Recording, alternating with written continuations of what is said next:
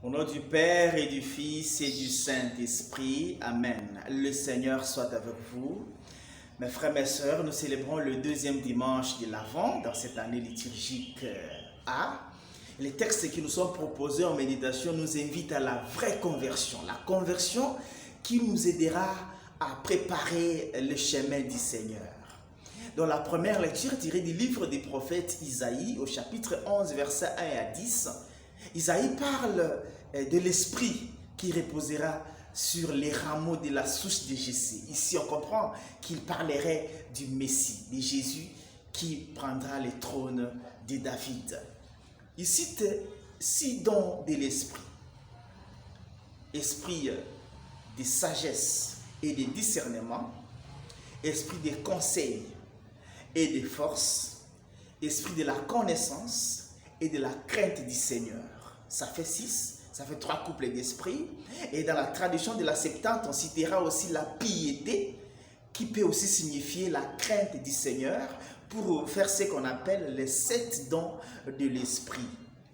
Et cet esprit, ces 7 dons de l'esprit aideront le Messie dans son ministère de nous donner les saluts. Ça l'aidera à ne pas juger selon les apparences, à ne pas se prononcer sur les rumeurs, juger dans la vérité, juger dans la justice. Et parce qu'il aura jugé dans la vérité et la justice, sans regarder les apparences, sans se prononcer sur les rumeurs, alors il établira un monde de paix, un monde d'attente, de cohésion et d'harmonie, un monde où les bourreaux réhabiliteront leurs proies pour vivre ensemble, un monde où ceux qui vivent en situation d'animosité pourront vivre dans la paix et se faire des amis, un monde où l'hostilité disparaîtra et la fraternité, l'amour régnera. C'est ce à quoi nous sommes invités. La vraie conversion nous invite à nous laisser modeler par l'Esprit, à laisser les dons de l'Esprit travailler en nous. Nous les avons reçus le jour du baptême. L'Esprit, c'est l'Esprit qui repose sur Jésus. Cet Esprit repose aussi sur nous les jours du baptême. Mais seulement peut-être que nous ne le laissons pas s'épanouir en nous. Nous ne nous laissons pas dominer par les dons de l'Esprit. C'est pourquoi nous jugeons selon les apparences. C'est pourquoi nous nous prononçons sur les rumeurs, nous jugeons selon les rumeurs. Et nous savons qu'il y a des conflits qui sont nés sur base des rumeurs. Tout simplement parce qu'on a dit, j'ai appris, on m'a dit, alors les conflits commencent.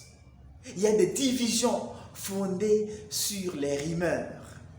Il y a des problèmes qui naissent même pas après. Nous jugeons les gens selon les apparences. Parce que je le vois comme ça, peut-être qu'il est ici. Alors les problèmes commencent. Que le Seigneur nous aide à nous laisser illuminer par l'Esprit pour ne pas juger selon les apparences. Ne pas nous prononcer sur les rumeurs. D'ailleurs, quand on ne se prononce pas sur les rumeurs, c'est là que naît ce que certains peuvent appeler la théologie du Kara, où le silence est la réponse. Bonne réponse aux provocations et aux choses qui ne tiennent pas de nous. Que le Seigneur nous aide donc à ne pas tomber dans les pièges de juger selon les apparences, mais de juger dans la vérité. Alors on établira un monde de paix. Dans la deuxième lecture tirée de la lettre de Saint Paul, l'apôtre aux Romains, au chapitre 15, versets 4 à 9, Paul dit tout ce qui est annoncé dans les Écritures, c'est pour nourrir en nous l'espérance. Et l'espérance, c'est regarder le Seigneur. L'espérance, c'est considérer que ce que nous vivons est passager et soigner notre monde, notre cœur, pour nous tendre vers le Seigneur. Et cette espérance, parce que nous avons l'espérance, qui nourrit en nous la persévérance, alors le Seigneur nous aidera à vivre, à nous mettre d'accord les uns avec les autres. Si nous ne sommes pas d'accord les uns avec les autres, nous ne pouvons pas offrir au Seigneur un culte qui puisse lui plaire. Si nous ne sommes pas d'accord les uns avec les autres, nos prières et nos sacrifices, nos offrandes ne peuvent pas plaire au Seigneur. La première chose à faire pour que nos prières, notre culte plaise au Seigneur, c'est de nous mettre d'accord. Ici, ça soupçonne l'esprit de la réconciliation et d'attente. De se mettre d'accord, d'enlever, balayer tout ce qui peut nous diviser pour que nous puissions plaire au Seigneur. Et c'est ça aussi la conversion. Et dans la lecture de l'évangile tirée de Matthieu chapitre 3, versets 1 à 12, c'est Jean-Baptiste qui nous parle. nous convertir.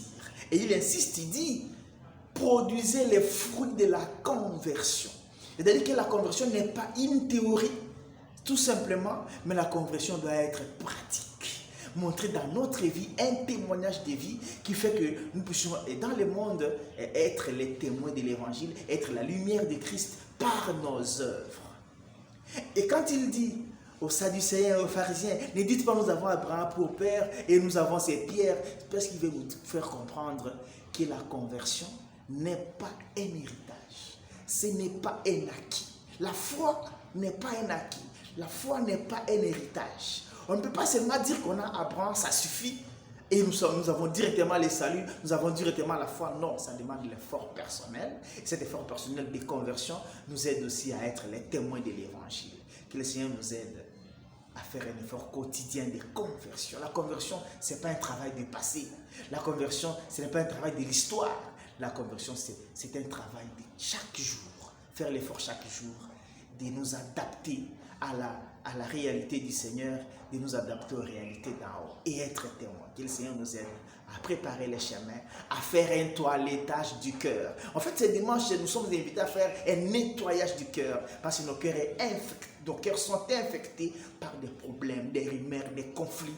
Le Seigneur ne peut pas naître dans un cœur des raquis et des conflits. Que le Seigneur nous aide à préparer son chemin. Que Dieu Tout-Puissant vous bénisse, le Père, le Fils et le Saint-Esprit. Amen.